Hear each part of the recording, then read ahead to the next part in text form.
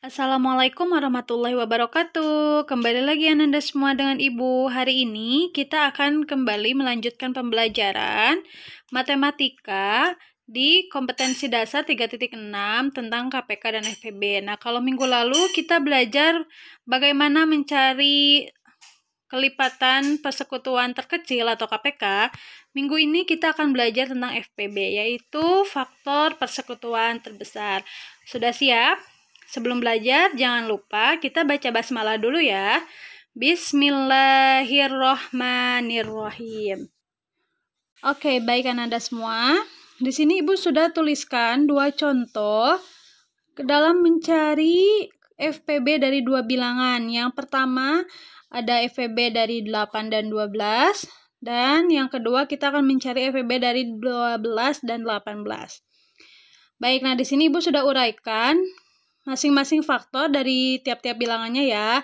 Nah, cara mencari faktor persekutuannya adalah kalian tinggal lihat mana bilangan yang sama atau faktor yang sama dari kedua bilangan dan ambil yang paling besar.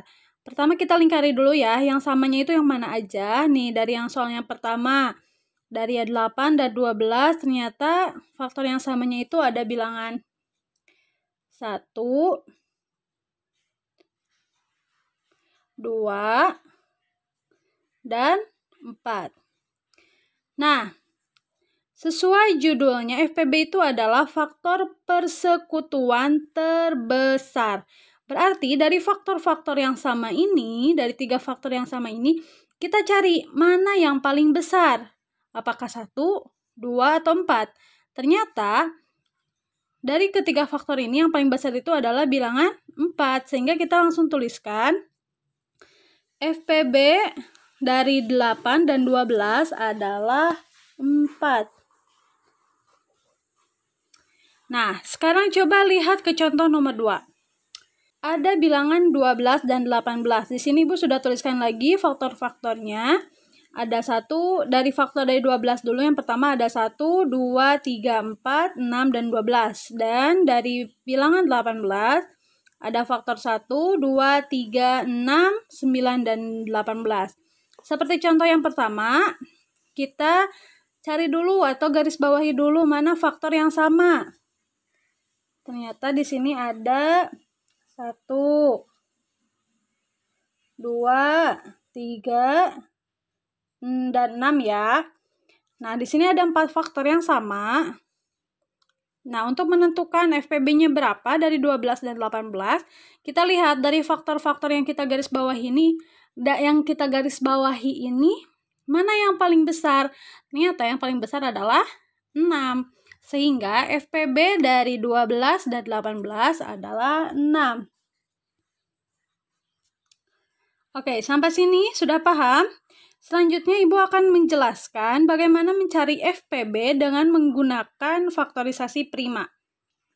Oke, nah kita akan mencari FPB dengan menggunakan pohon faktor ya, atau faktorisasi prima. Di sini contoh soalnya masih sama dengan yang tadi yang pertama. Soal yang pertama itu ada 8 dan 12 dan 12 dan 18. Nah, coba sekarang Anda perhatikan dulu.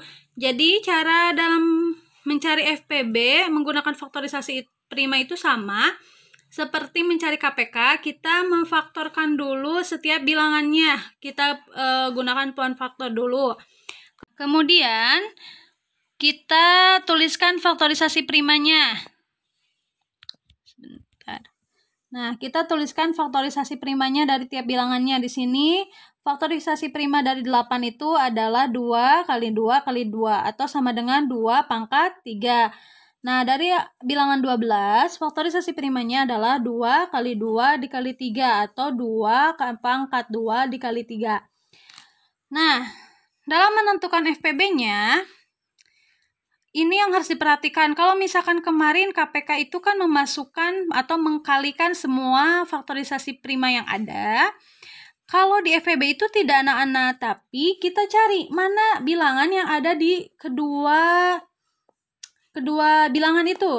Mana faktor yang ada di dua bilangan. Di sini ada 2, di sini juga ada 2. Nah, terus di sini ada 3. Di sini ada 3 enggak? Nggak ada, berarti kita tuliskan 2. Kemudian di sini 2-nya itu ada yang pangkat 3, ada yang pangkat 2.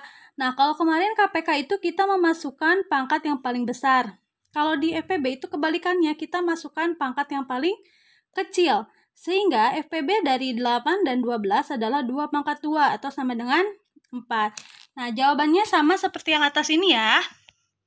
Nah, sekarang coba kita lihat contoh yang kedua. Di sini ada bilangan 12 dan 18. Caranya sama, kita faktorisasi primakan dulu 12 dan 18 itu sendiri. Kemudian kita tuliskan faktorisasi primanya. Nah, kita lihat FPB dari 12 dan 18 di situ Ibu tuliskan 2 kali 3 saja. Karena lihat, di sini ada bilangan 2, di sini juga ada 2. Tapi mana yang pangkatnya paling kecil? Yang ini adalah 2 pangkat 2, sedangkan yang ini adalah 2 pangkat 1 ya. Kalau misalnya pangkat 1 itu tidak dituliskan. Nah, sehingga kita ambil yang paling kecil ya, atau yang nggak ada pangkatnya, kita tuliskan di sini. Kemudian, di sini ada 3, di sini juga ada 3 pangkat 2. Mana yang paling kecil?